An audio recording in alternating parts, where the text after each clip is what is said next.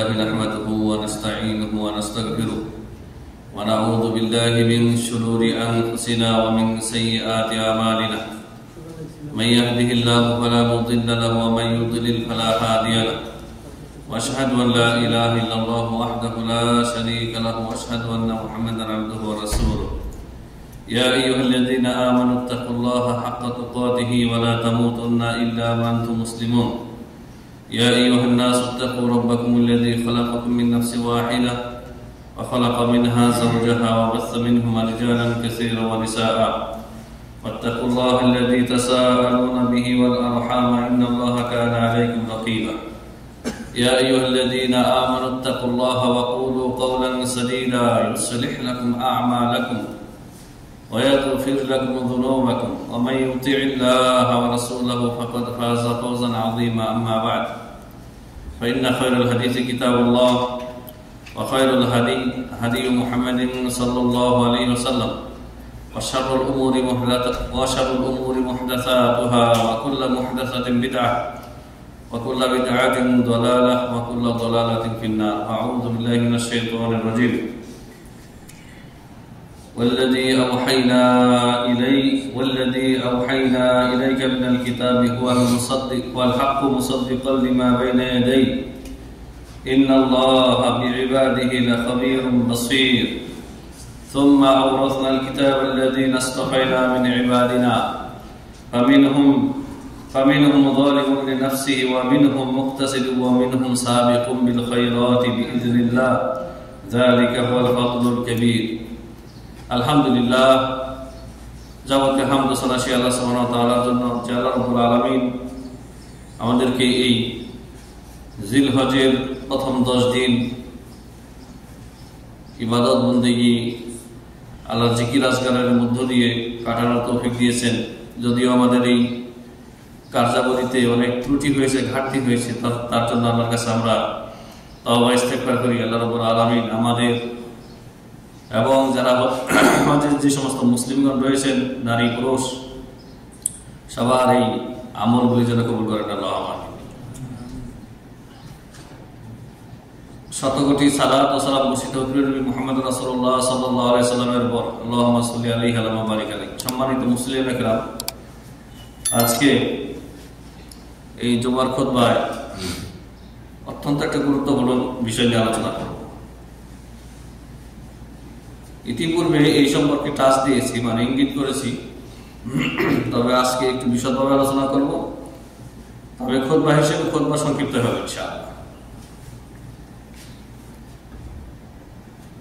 আমি প্রথমেই সূরা ফাতিরের 2টি আয়াত তেলাওয়াত করেছি এবং এই আয়াত এবং তারপরে পরপর কয়েকটি আয়াত, এই আয়াতগুলির প্রেক্ষাপটেই এর আলোকেই আলোচনা বা খুতবা শেষ হবে ইনশাআল্লাহ বিইذنিল্লাহ। আল্লাহ সুবহানাহু ওয়া তাআলা তার নবী সাল্লাল্লাহু আলাইহি সাল্লামকে সম্বোধন করে শেষ করেছেন, সুম্মা ওয়াল্লাযী আওহাইনা ইলাইকা মিনাল কিতাবি ওয়াল হাক্কু মুসাদ্দিকাল লিমা বাইনা ইয়াদাইহি। আর হে নবী মুহাম্মদ সাল্লাল্লাহু আলাইহি সাল্লাম, আপনার প্রতি যা আমি ওহী নাযিল করেছি, প্রত্যাদেশ ঐশীবাণী যা কিছু নাযিল করেছি তা হচ্ছে এই কোরআন। মিনাল কিতাব মানে এই কোরআন। কেন মিনাল কিতাব বলা হলো? কারণ এর আগে আসমানি কিতাব আরো 3টি পরপর চলে গেছে,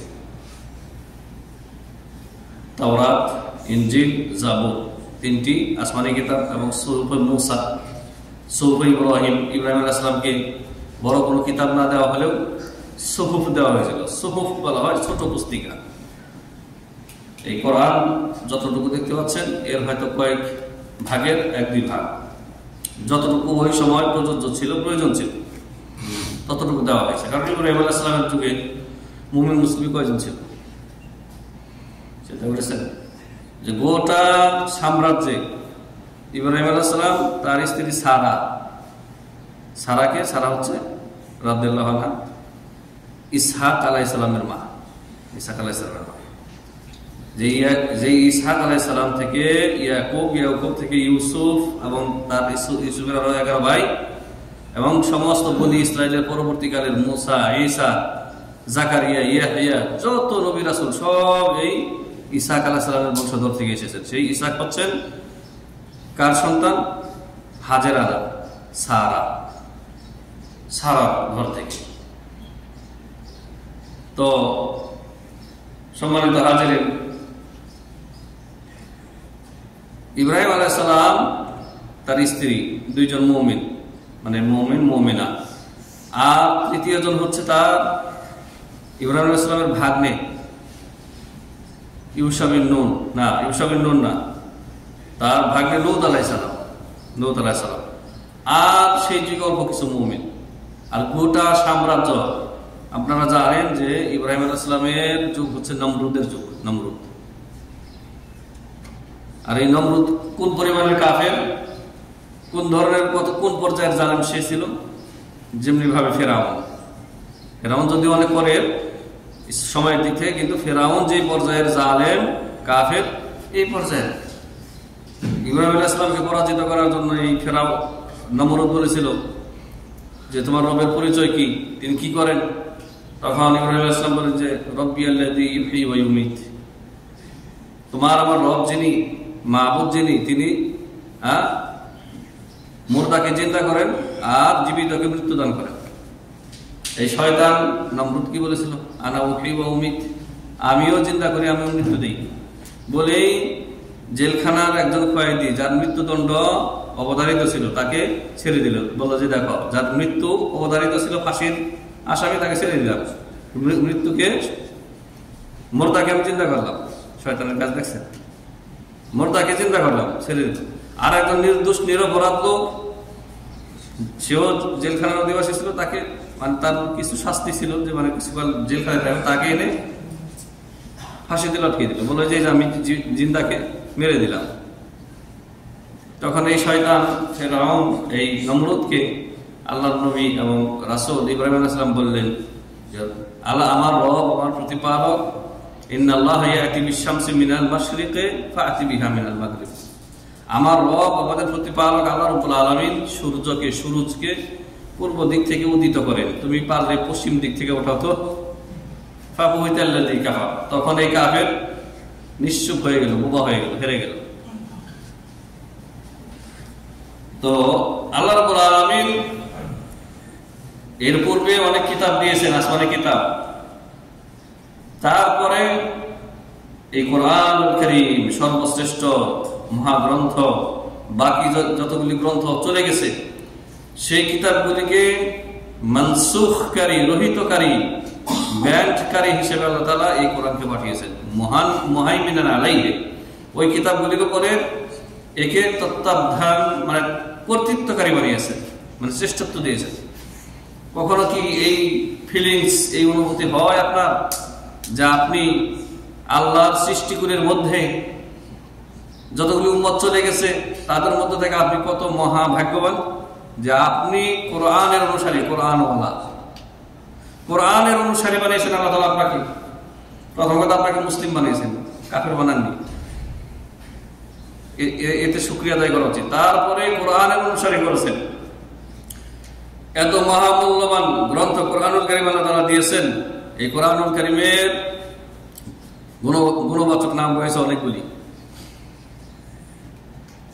সূরাতুশ শিফা, সূরাতুল রুকিয়া, ঝাড়ফুঁক করার সূরা, এবং আরো কথার সূরা, সাবউম মিনাল মাসানি, 7 আয়াত বিশিষ্ট সূরা, উম্মুল কোরআন, কোরআনের মা বা কোরআনের প্রধান, বিভিন্ন নামে অভিহিত করা হয়েছে এই সূরাকে, সূরাতুল ফাতিহা। এই ফাতিহা রয়েছে কোথায়? তাওরাত, ইনজিল, জাবুর না কোরআনে? কোরআনে।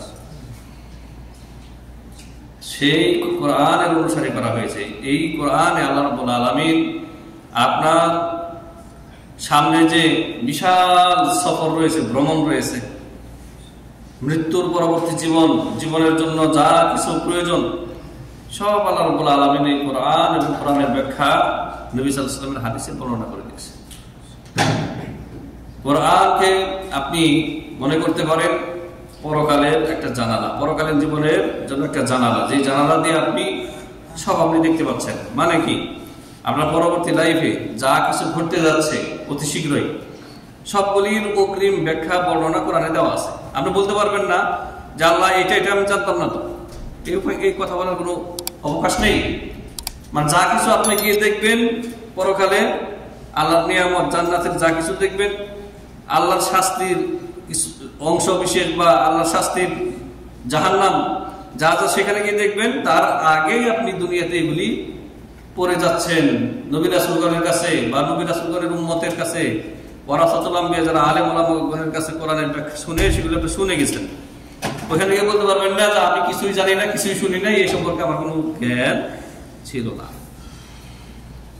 সম্মানিত হাজিরিন, আল্লাহ রাব্বুল আলামিন ইরশাদ করেছেন যে আমি এই কোরআন নাযিল করেছি আপনার উপরে, এটি হক, সত্য।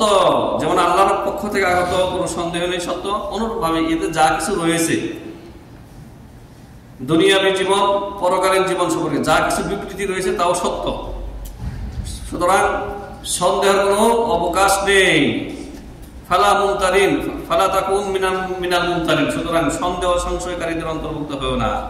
সংশয় সন্দেহ কাকে বলে আপনারা তো জানেন, যে এটা দৃঢ়ভাবে বিশ্বাস করা যায় না, কি জানি বলে হতেও পারে, নাও হতে পারে, দ্বিধাদ্বন্দ্ব, এটাকে বলা হয় কি সন্দেহ সংশয়। কিন্তু এই কোরআনে যা কিছু বলা হচ্ছে সব হচ্ছে অকাট্য সত্য এবং যা ঘটবেই ঘটবে। এই কিতাব মুসাদ্দিকাল লিমা বাইনা ইয়াদাইহি, মুসাদ্দিকাল লিমা বাইনা ইয়াদাইহি, এর আগে যে কিতাবগুলি ছিল সেই কিতাবগুলির সত্যায়নকারী, মানে কোরআন, তাওরাত, ইনজিল, জাবুরের সত্যায়নকারী। ইন্নাল্লাহা বিইবাদিহি লাখাবীরুন বাসীর। আর আল্লাহ রাব্বুল আলামিন নিঃসন্দেহে তার বান্দাগণের প্রতি বেখবর নন, সবকিছু সূক্ষ্ম খবর রাখেন। বাসীর, যা কিছু আমরা করি না কেন আমল, তা তিনি দেখেন।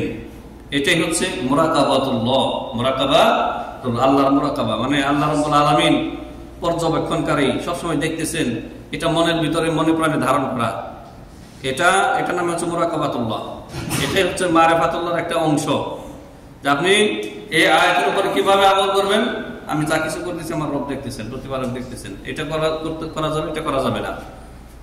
হ্যাঁ, হারাম খাওয়ার সুযোগ এসেছে, হারাম ধরার সুযোগ এসেছে, কেউ দেখছে না, টেবিলের নিচ দিয়ে এসেছে, হ্যাঁ, ফাইলের ভিতরে অত্যন্ত গোপন ভাবে, সিসি ক্যামেরায় দেখা যাচ্ছে না, কিন্তু ইন্নাল্লাহা খাবীরুন বাসীর, আল্লাহ সূক্ষ্মদর্শী, খবর রাখেন আর আল্লাহ দেখেন। এই অনুভূতি থাকলে না না না, এই ফাইলের ভিতর দিয়ে টেবিলের নিচ দিয়ে আসলে আমার রব দেখতেছেন, যিনি দেখার থেকে ঠিকই দেখতেছেন। তার লা ইয়াখফা আলাইহি শাইউন মিন আমালিনা, আমাদের আমলের কিছুই তার কাছে গোপন নেই। ثم أورثنا الكتاب الذين اصطفينا من عبادنا فمنهم ظالم لنفسه। তারপর আল্লাহ তাআলা বলেন এই কিতাবের আমি উত্তরাধিকারী করেছি, এই কিতাবের উত্তরাধিকারী করেছি যাদেরকে আমি মনোনীত করেছি আমার বান্দাদের মধ্য থেকে। মানে আল্লাহ তাআলা এই উম্মতের মুসলিমার কথা উল্লেখ করেছেন। আল্লাহু আকবার। কোম্পানির প্রেসিডেন্ট, মালিক যদি বলে যে তার কোম্পানির সমস্ত লোকদের সামনে বললো যে এই 10 জনকে আমি মনোনীত করেছি আপনাদের উপরে, কত খুশি লাগবে। যার এই কয়েক হাজার কর্মীর মধ্যে থেকে আমাদের 5 জনকে, 10 জনকে কোম্পানির প্রেসিডেন্ট, মালিক স্বয়ং ঘোষণা দিচ্ছে যে আমি এদেরকে আপনাদের সবার মধ্য থেকে বাছাই করেছি, মনোনয়ন করেছি বিশেষ কাজের জন্য, বিশেষ আমার আজ্ঞাবহ ফরমানদারির জন্য। কত খুশি লাগবে। এটা যদি কোনো দেশের রাজা বাদশা করে কেমন লাগবে? আরে, কিন্তু আমরা আল্লাহ রাব্বুল আলামিনের এই কথা আমরা তাদাব্বুর করি না। আল্লাহ তাআলা বলেছেন যে এই কিতাবের উত্তরাধিকারী আমি করেছি। হ্যাঁ, সুম্মা আওরাসনাল কিতাবা আল্লাযীনা ইসতাফাইনা মিন ইবাদিনা, আমার বান্দাগণের মধ্য থেকে কিছু লোককে আমি এই কিতাবের উত্তরাধিকারী করেছি। তবে এই বান্দাগণ 3 ভাগে বিভক্ত। এই মুসলিম উম্মতকে আল্লাহ 3 ভাগে বিভক্ত করেছেন, এই 3-এর বাইরে না। ফামিনহুম যালিমুন লিনাফসিহি, এদের মধ্যে থেকে কেউ নিজের প্রতি জুলুমকারী, মানে পাপকারী, গুনাহকারী। এরা হচ্ছে মুসলিম, শুধু মুসলিম। অন্য ভাষায় এদেরকে 3 ভাগে ভাগ করেছেন। ওই যে হাদিসে জিবরিল, বড় একটা হাদিস রয়েছে যেটাকে বলা হয় হাদিসে জিবরিল, সহিহ মুসলিমে রয়েছে। জিবরাইল আলাইহিস সালাম মানব আকৃতিতে এসেছিলেন নবী সাল্লাল্লাহু আলাইহি ওয়াসাল্লামের কাছে, আর 3টা প্রশ্ন করেছিলেন। আখবিরনি আনিল ইসলাম, আমাকে ইসলাম সম্পর্কে বলুন। আখবিরনি আনিল ঈমান, আমাকে ঈমান সম্পর্কে বলুন, ঈমান কাকে বলে। ওয়া আখবিরনি আনিল ইহসান, ইহসান সম্পর্কে আমাকে বলেন হে নবী। ওই যে হাদিসে জিবরিলে মানুষকে তিন ভাগে ভাগ করা হয়েছে, ইসলাম, ঈমান, ইহসান। ওটা হচ্ছে এই আয়াতের ব্যাখ্যা, এই আয়াতের হুবহু ব্যাখ্যা। মুসলিম যে ব্যক্তি মনে প্রাণে তার ঈমানে কোনো ত্রুটি নাই, মানে পরকালীন যে বিশ্বাসগত যে বিষয় আছে তাতে কোনো ত্রুটি নাই, কিন্তু আমলে ত্রুটি, আমলে ত্রুটি। তবে 5 ওয়াক্ত নামাজের 5 ওয়াক্তে 17 রাকাত নামাজের ত্রুটি থাকলে চলবে না। এই 17 রাকাত নামাজ 5 ওয়াক্তে, দিনে রাতে 5 ওয়াক্তে 17 রাকাত নামাজ ঠিক আছে, কিন্তু যাকাতে গাফলতি আছে, রমজানের সিয়ামে গাফলতি আছে, সম্পদের মালিক হয়েছে যাকাতে গাফলতি আছে। এরা হচ্ছে কি মুসলিম, আল্লাহর হকেও ত্রুটি করে, বান্দাদের হক নষ্ট করে। এদেরকে আল্লাহ তাআলা এই কোরআনের এই আয়াতে বলেছেন ফামিনহুম যালিমুল লিনাফসি, এদের মধ্যে কেউ কেউ নিজের প্রতি জুলুমকারী, আল্লাহর হক নষ্ট করার মাধ্যমে, বান্দার হক নষ্ট করার মাধ্যমে। কিন্তু আসল ঈমান যেটা, ওটা ঠিক আছে, বড় শিরিক করেনি, বড় কুফরি করেনি, বড় মুনাফিকি করেনি, মানে ঈমান ইসলাম তার ঈমান ভঙ্গ হয়ে যায় না, ঈমান টুটে যায় নাই। ওযু যখন টুটে যায়, কি কারণে ওযু ভেঙে যায় আপনারা সবাই জানেন, তাই না? কিন্তু ঈমান যে ভেঙে যায় অনেকেই জানে না, জানতে হবে। এই যে মুসলিম যারা, কতিপয় বেদুইন এসে নবী সাল্লাল্লাহু আলাইহি ওয়াসাল্লামকে বললেন যে আমান্না, আমরা ঈমান এনেছি। তখন আল্লাহ তাআলা এদেরকে বলে দিলেন, নবী আপনি বলে দেন কুল্লাম তুমিনু, তোমরা এখনো ঈমানদার হতে পারোনি, বেদুইন যাযাবর, তোমরা এখনো বর্বর আছো কিছু লোক, হ্যাঁ মুনাফিকি করো, তোমরা কেউ কেউ মুনাফিকি করো নবীর সাথে। বললাম তুমিনু ওয়ালাকিন কুলু আসলামনা, বরং তোমরা বলো যে আমরা ইসলাম গ্রহণ করেছি। মানে ইসলাম গ্রহণ করেছি এই কথাটা, ঈমান এনেছি এই কথার সাথে হালকা। ইসলাম গ্রহণ করেছি মানে আত্মসমর্পণ করেছি। আর ঈমান যে সম্পর্কে আল্লাহ তাআলা বলেছেন ওয়ালাম ইয়াদখুলিল ঈমানু ফি কুলুবিকুম, ঈমান এখনো তোমাদের অন্তরে বদ্ধমূল হয়নি, প্রবেশ করেনি হে বেদুইনরা। তো মুসলিম যারা, তারা ফরজ ওয়াজিব 5 ওয়াক্ত সালাত ঠিক রাখার পরে আর শিরিক থেকে বেঁচে থাকার পরে অন্যান্য ওয়াজিব, ফরজ ওয়াজিবে ঘাটতি করে, আবার হারামে পতিত হয়, সুদ খায়, ঘুষ খায়, অন্যের হক নষ্ট করে, এরা হচ্ছে মুসলিম। এদের কথা আল্লাহ প্রথমে উল্লেখ করেছেন, এদের সংখ্যা হচ্ছে সবচাইতে বেশি। এদের সংখ্যা কি? সবচাইতে বেশি। মুসলিমদের মানে ইমানদারদের মধ্য থেকে, মুসলিম উম্মার মধ্য থেকে যত লোক, তার মধ্যে বেশিরভাগ সংখ্যা এদের। এই জন্য আল্লাহ এদের সংখ্যা প্রথমে উল্লেখ করেছেন।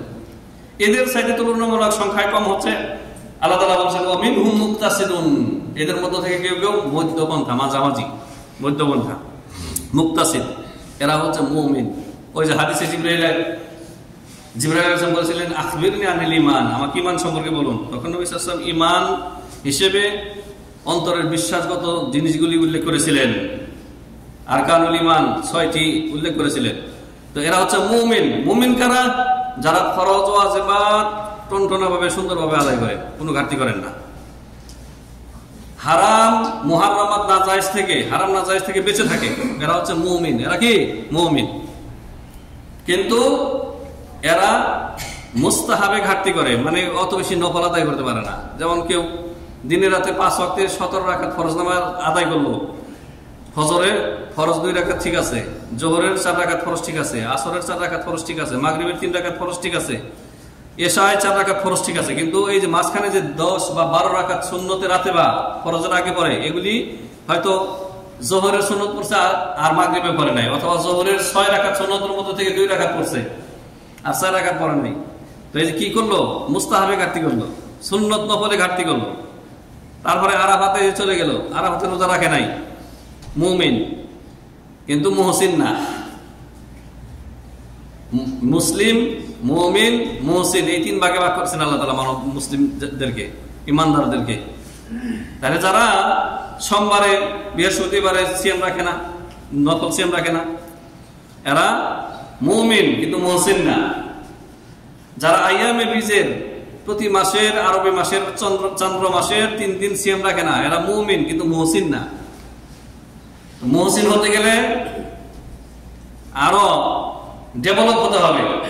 আল্লাহ রাব্বুল আলামিন ইরশাদ করেছেন ফামিনহুম ওয়ামিনহুম মুক্তাসিদুন, এদের মধ্য থেকে কেউ কেউ মাঝামাঝি, মধ্যপন্থা। এরা এই যে প্রথম যাদের কথা বলা মুসলিম, এরা বিনা আযাবে জান্নাতে যেতে পারবে না। ইয়া আল্লাহ, জাহান্নামের শাস্তি অতিক্রম করতে পারবে না এই মুসলিম যারা, মানে জাহান্নামের আগুনে জ্বলে তারপরে যখন পাক পবিত্র করা হবে তখন আল্লাহ জান্নাতে দেবে। কারণ জান্নাত এমন একটা জায়গা, প্রিয় হাজিরিন, জান্নাত, বেহেশত বলেন, বেহেশত উর্দু ফার্সি ভাষা, কিন্তু জান্নাত হচ্ছে কোরআনের ভাষা, আরবি ভাষা। জান্নাতে আল্লাহ রাব্বুল আলামিন এমন কোন ব্যক্তিকে প্রবেশ করাবেন না যে ব্যক্তি দোষী, পাপী, সামান্য পাপ আছে। পাপ যদি তার বিনা শাস্তিতে, বিনা আযাবে যদি ক্ষমার যোগ্য হয়ে থাকে, আল্লাহ ক্ষমা করে দেবেন।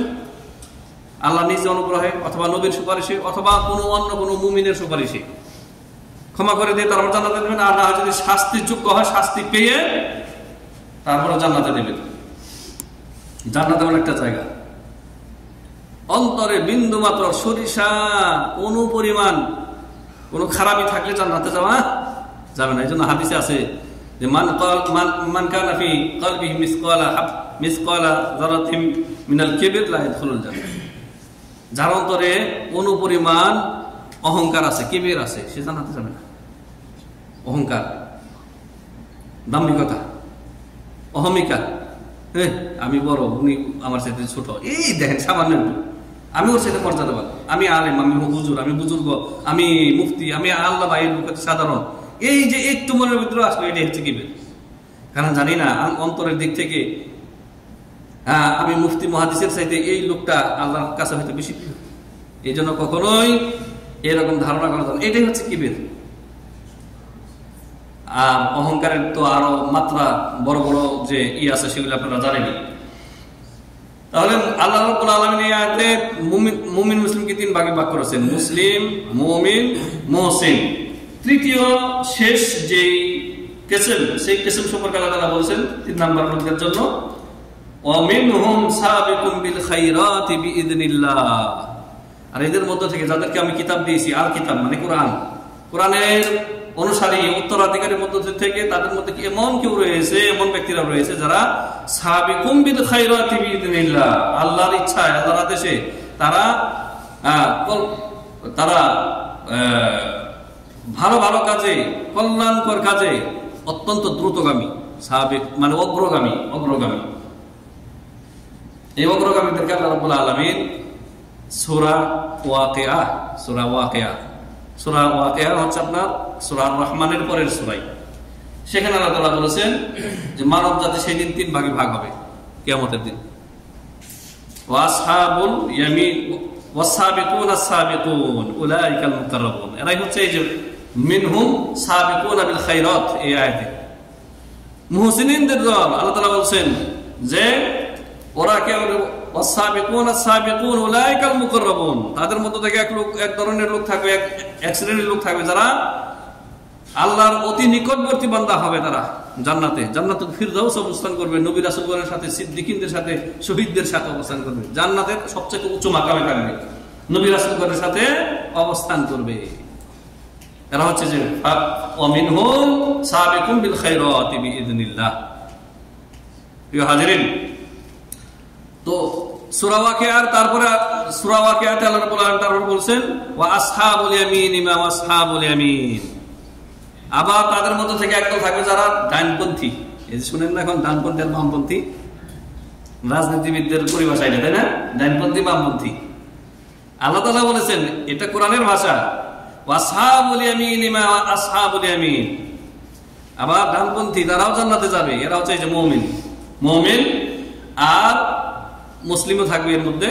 আর আসহাবুশ শিমাল বলে যাদেরকে আল্লাহ তাআলা উল্লেখ করেছেন সূরা ওয়াকিয়াতে, তারা হচ্ছে জাহান্নামী, চিরস্থায়ী কাফের, মুশরিক, মুনাফিক। তো আল্লাহ সুবহানাহু ওয়া তাআলা ইরশাদ করেছেন, যালিকা হুয়াল ফাদলুল কাবীর। এটা হচ্ছে সবচেয়ে বড় অনুগ্রহ যে তারা যখন জান্নাতে প্রবেশ করবে,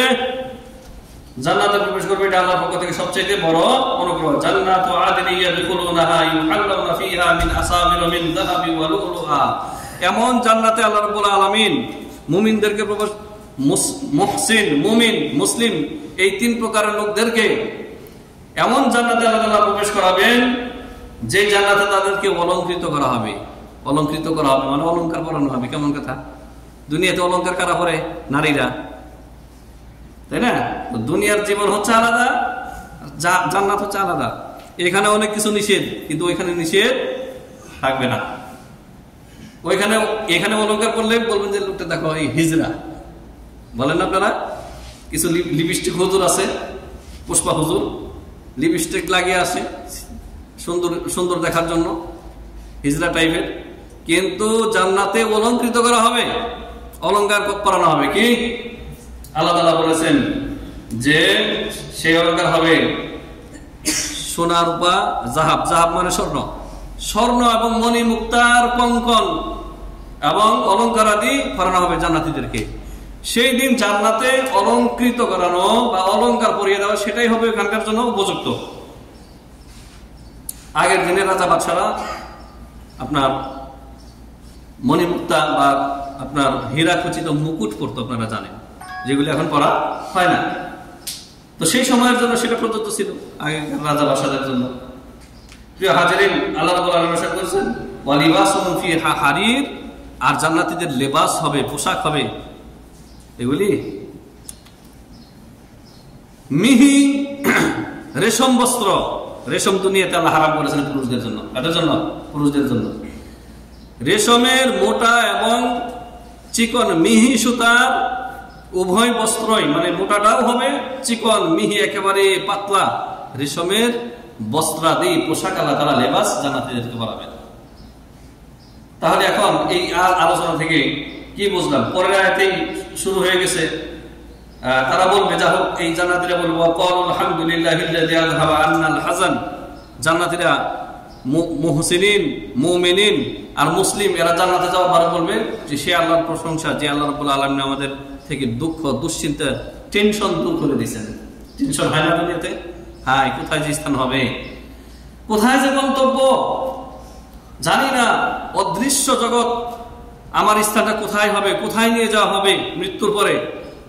ইল্লিনের জান্নাতীদের রূহের জগৎ হচ্ছে ইল্লিন, সেখানে নিয়ে যাওয়া হবে, না সিজ্জিন মাটির নিচে জাহান্নামের একটা কারাগার হচ্ছে পাপিষ্ঠ আত্মাদের কারাগার, সেখানে নিয়ে যাওয়া হবে? আমরা কেউ জানি?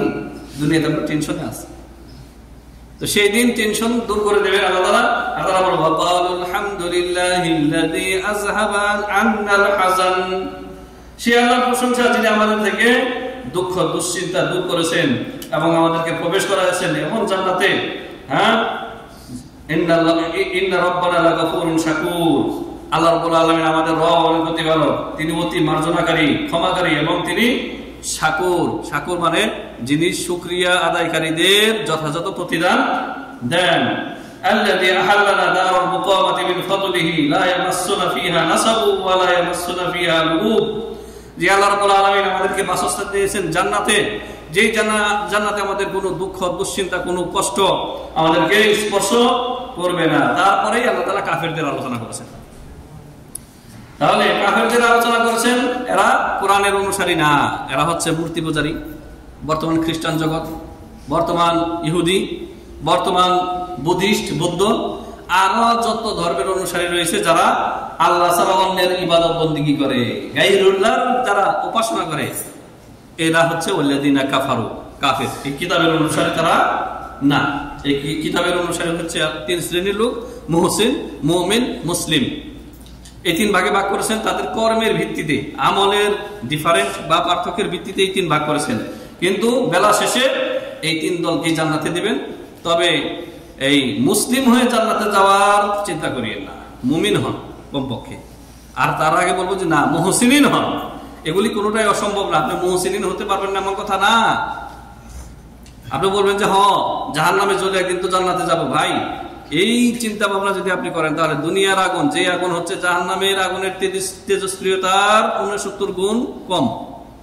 জাহান্নামের আগুন হচ্ছে 70 গুণ তেজস্ক্রিয়তা সম্পন্ন, তার 1 ভাগ হচ্ছে দুনিয়ার আগুন। এই 1 ভাগ আগুন দিয়ে লোহাকে গলিয়ে ফেলা হচ্ছে।